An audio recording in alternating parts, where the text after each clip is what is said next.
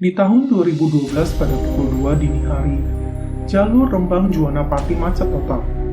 Bus Pahala Kencana dan truk beton Jaya Mix sedang melintas di jalur pantai utara Jawa. Supir dan kernet bus yakin masih berada di jalan utama karena masih terlihat lampu jalanan yang terang dan di sepanjang jalanan masih ada becak. Supir bus melihat truk beton di depannya berhenti dan berupaya menyalip. Namun saat itu jalanan menanjak. Kernet bus menahan agar supir memberi kesempatan truk mendaki jalan menanjak terlebih dahulu. Setelah truk berhasil mendaki, supir bus pun berusaha mendaki tanjakan. Namun tiba-tiba mesin mati. Bus tidak kuat menanjak dan melorot turun. Supir dan kernet berinisiatif untuk memeriksa bus. Ketika itu mereka pikir masih berada di jalur pantura. Mereka kaget saat menyadari posisi bus tidak lagi di jalan raya, tapi di tengah-tengah hutan jati. Waktu itu pukul 2:30 dini hari, sehingga kernet pun membangunkan 33 orang penumpang bus yang semuanya sedang tertidur lelap. Setelah bus berhenti, supir, kernet, dan penumpang turun. Ternyata truk beton di depan mereka juga mengalami hal yang sama.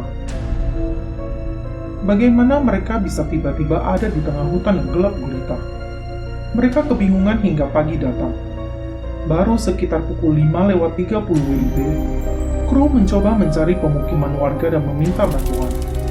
Warga lalu melapor kepada lurah setempat. Setelah sekitar 5 jam di tengah hutan jati itu, pertolongan datang. Evakuasi berjalan lambat karena mobil patroli susah masuk ke TKP yang hanya jalan setapak. Bahkan agar bisa keluar, sebagian pohon ditebang dan jalanan diratakan. Pada pukul 18:35, barulah bus dan truk itu mencapai jalan desa. Semua terheran-heran. Bodi bus dan truk tidak mengalami lecet sama sekali terkena ranting pohon atau tergores pohon. Padahal secara logika, kedua kendaraan besar itu menerabas hutan dan memaksa melewati jalan setapak di hutan jati itu. Sekelompok grup ketoprak Asablora juga mengalami hal yang sama. Tahun 2003, grup ketoprak ini diminta tampil oleh salah seorang warga di desa dekat hutan. Namun pada waktu yang dijanjikan, grup ketoprak ini tidak muncul juga. Padahal sudah banyak tamu yang datang untuk menyaksikan pertunjukan mereka. Singkatnya, grup ketoprak ini melintasi jalan di dekat hutan untuk menuju ke rumah warga desa yang memanggilnya. Mereka juga mengaku sudah tampil semalam suntuk dan dibayar dengan menggunakan uang asli yang tidak berubah jadi daun. Warga desa langsung mengerti bahwa grup ketoprak ini telah tersesat di dunia lain yang posisinya memang berada di hutan Blora. Bahkan bisa jadi bahwa grup ketoprak ini telah tampil di hadapan makhluk halus. Jauh sebelum kasus bus yang masuk ke dalam hutan, ternyata di tahun 2008 sudah pernah ada kejadian yang serupa.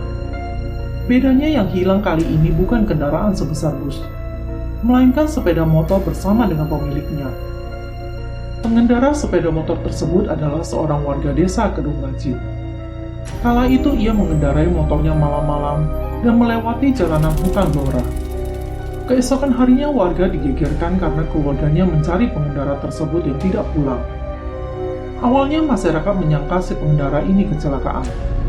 Namun setelah 2 hari dilakukan pencarian, akhirnya pengendara sepeda motor itu ditemukan di lokasi yang tak jauh dari tempat berhentinya bus dan truk yang terjebak di dalam hutan Blora. Di tahun 2017 lalu, peristiwa serupa menimpa bus Garuda Mas. Pada waktu itu terdapat bus dengan trayek Jakarta-Blora ditemukan berada di tengah-tengah hutan Blora.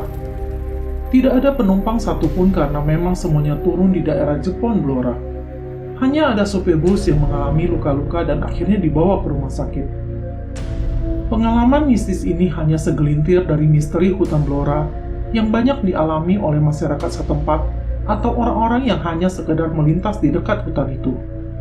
Tempat itu juga dikenal sebagai wilayah yang sering digunakan untuk mencari pesugihan. Terima kasih sudah menonton video ini. Jangan lupa like, subscribe, share, and comment. Sampai jumpa di pembahasan berikutnya.